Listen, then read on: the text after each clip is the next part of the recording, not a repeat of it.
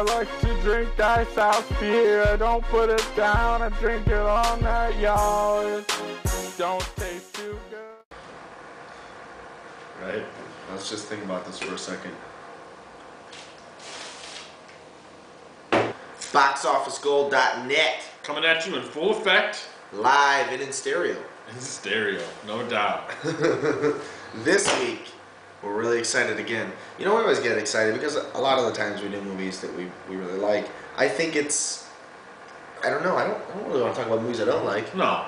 We're going to do Limitless, which was an awesome flick, just came out. It's got a great cast, you know. Excellent cast. It's got Bradley Cooper, who you may know from The A-Team or Midnight Meat Train.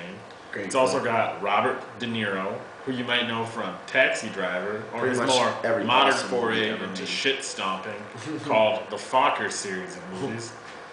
It's also got Abby Cornish playing a woman interested in Bradley Cooper for his body and his mind. And the movie really takes place during the typical story of man down on his luck. Yeah, he's a writer, and he doesn't really have much going on right now. He's trying to write a book, and the publisher that gives him the advance, or you know, the contract to write a book that he's not even really hardly started, is getting impatient, you know, and they're really starting to press him for at least something, you know, to show that he's doing something well. Their investment is worth it. The crazy part is he runs into his ex-brother-in-law. You know, he's always been kind of like the troublemaker or the problem child. He runs into Brad Cooper. They go have a drink, and of course, Brad's like a recovering alcoholic. You know? Right. And we're talking down on his luck. He hears this whole story about how he's down on his luck, and he passes him a little clear pill. Now, what's everyone think here? Take it. I don't do heroin. Except on Tuesdays, man. He thinks about it for, you know, a while before he decides that he's going to pop it. And all of a sudden, he's just totally fast forward mode. He's writing his book. He writes his book in the night. And it just unleashes this whole part of your brain that you never knew you had. Extreme focus, you know? The really cool thing is, from start to finish, this movie was a nonstop. It was like, almost like he was addicted to a drug, which he was, you know, but the drug was being smarter, making better decisions, you know. Living cleaner, right. Working out, being healthy, knowing dating how girls. to manipulate the system to your advantage. It was all the beneficial things that life has to offer you, with just the tiny side effect of, well, dependency. But before we go too much farther, you know what we don't do here at BoxOfficeGold.net? We don't spoil the movie for you. Never. Never. Let me just tell you, he meets Robert De Niro because he invests some money and it gets crazy, and you know, Robert De Niro ends up being this guy that really wants to know why Brad Cooper is just all of a sudden so smart and so good. It was solid. I mean, it was a lot of fun. It was a good time. It was. The director, Neil Berger, I don't really know a lot of his movies, but I think that he did a good job with this one. The cinematography was great. The actors were really good. Yeah. So one thing I do have to say, though, is Brad Cooper's hair in this movie, he looked like a dirty Mozart. Yeah, it was freaking ridiculous. It was this stringy, ratty, Nick Cage-ish, you know, like that the two of them had gotten together the week before the movie, and they just decided to get the same barber and just, they said, really grease it up, you know, and they just went on stage, and someone said, Nick, your hair. I said, I like it that way.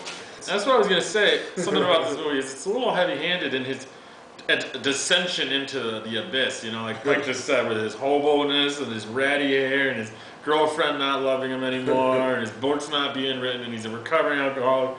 This is like She's All That with a pill and a better storyline, you know. This was taking the dirty prom date to the dance at the end of the movie, and she looks all cleaned up, man. But at this point, you know, what I think we're going to do is give this movie a rating. Give this movie a rating. Ratings are always good. You know, from me, I love the movie. You know, when I saw it from the first time to like the 5th time, because I liked it so much that I told my friends and I wanted to watch it, you know, again and again. You know, I give it a 9 out of 10. I do. I think that it was really well done. The acting was really good. The script was really good. I really felt like they did a great job at encompassing what would happen if a person were exposed to this type of drug and this type of, you know, result from that drug. And it was fun. You know, I felt like you got a really good chance to be a part of that whole crazy story. You know, so 9 out of 10. I'm gonna go come in at a 7 out of 10 at this movie. I remember enjoying it. I remember it being, as he referred to it, a fast-paced ride. You know, a little ridiculous. I'm not the biggest fan of Bradley Cooper. You know, and this is kind of his coming out party. If you followed any of his other movies, you know, like I said, the A-Team, that was after this. You know, and he's been on his way up since this. Made his real debut in The Hangover. I don't know. It could have been a better vehicle for him, but he did fine. Robert De Niro, you know, seemed to be all right. You know, but the whole acting was just all right. The story was great. The cinematography was incredible. So I'm gonna go with a 7. A 7? A 7. A strong 7. You got the ratings here. Can't change it. 7 for me. This is Dan. And I'm Mike. BoxOfficeGold.net, we're signing off, but stay tuned to watch our other videos. Yes. The Ice House rap video. Oh. We're going to promote it till the day we die. Oh, yes. Until we get some serious views. Some serious views, some serious comics, some Watch serious that commentary. shit. Yeah. We had a lot of fun. It was a good time. We're looking towards rap battles. If you're so interested, we'll rap the shit out of anything you bring to us. And beware of the Ice House rap.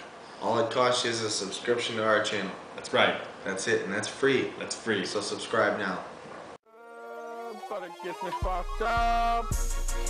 I usually start to BoxOfficeGold.net, I'm Mike. I'm Dan. I don't know what I'm gonna do, but then I progress 2, 3, or 4. You might find me lying on in the bathroom.